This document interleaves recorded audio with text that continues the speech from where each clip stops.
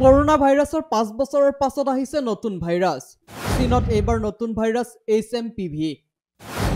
HMPVৰ লক্ষণ আৰু প্ৰতিৰোধ ব্যৱস্থা কি? জানো আহক কেইটামান কথা। কৰোনা ভাইৰাছ মহামাৰীৰ ঠিক 5 বছৰৰ পিছত চীনত পুনৰ এইবাৰ নতুন ভাইৰাছৰ সৈতে যুঁজি আছে। ভাৰততো HMPV 5টা পজিটিভ ঘটনাৰ তথ্য পোৱা গৈছে, যাৰ ফলত কোভিড-19 সদৃশ প্ৰাদুৰ্ভাৱৰ আশংকা বৃদ্ধি হৈছে। HMPV হৈছে এক সাধাৰণ শ্বাসতন্ত্ৰৰ ভাইৰাছ, যি সাধাৰণতে মৃদু চৰ্দি সদৃশ লক্ষণৰ সৃষ্টি কৰে।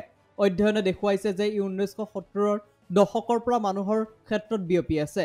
অৱশ্যে বিজ্ঞানীসকলে প্ৰথমবাৰৰ বাবে 2001 চনত ইয়াক চিনাক্ত কৰিছিল। গাজিয়াবাদ জিলা নিৰীক্ষণ বিষয়া ডাক্তৰ ৰাকেশ কুমাৰ গুপ্তাই HMPV ভাইৰাছ সন্দৰ্ভত এক পৰামৰ্শ জাৰি কৰিছে। এই পৰামৰ্শত ভাইৰাছবিধৰ পৰা প্ৰতিৰোধ আৰু সাৱধানতাৰ প্ৰতি কেনেদৰে মনোযোগ দিব লাগে সেই কথা উল্লেখ কৰা হৈছে। 12টা পইণ্টৰ পৰামৰ্শত HMPV ভাইৰাছ সম্পৰ্কীয় তথ্য আৰু ইয়াক প্ৰতিৰোধ কৰাৰ উপায় দিয়া হৈছে।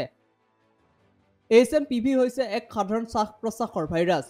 বিগত কেইবাদিনো ধৰি চীনৰ কিছুমান অঞ্চলত শ্বাস-প্ৰশ্বাসৰ লক্ষণ থকা ৰোগীৰ সংখ্যা বৃদ্ধি পাইছে। শীতকালত HMPV চৰ্দি কাহৰ লক্ষণৰ সৈতে জ্বৰ সদৃশ ৰোগ প্ৰকট হয়।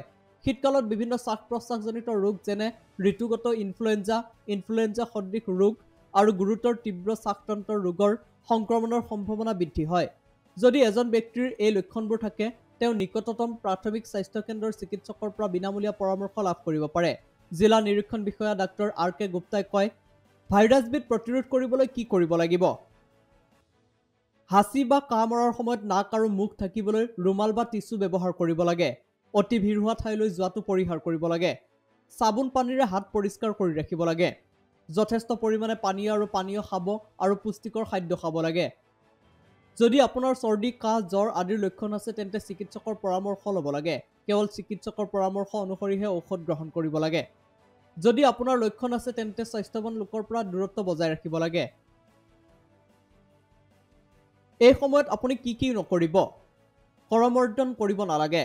একেখন টিছু পেপাৰ আৰু ৰুমালকে বাৰে বাৰে ব্যৱহাৰ কৰিব নালাগে। লক্ষণযুক্ত লোকৰ সৈতে ঘনিষ্ঠ সম্পৰ্ক পৰিহাৰ কৰিব লাগে। চিকিৎসকৰ পৰামৰ্শ অবিহনে ঔষধ ব্যৱহাৰ কৰিব নালাগে। বাৰে বাৰে চকু, নাক, মুখ স্পৰ্শ কৰিব নালাগে। ৰাজহুৱা স্থানত থু-খেকাৰ পেলোৱাটো পৰিহাৰ কৰিব লাগে। News desk, insight India.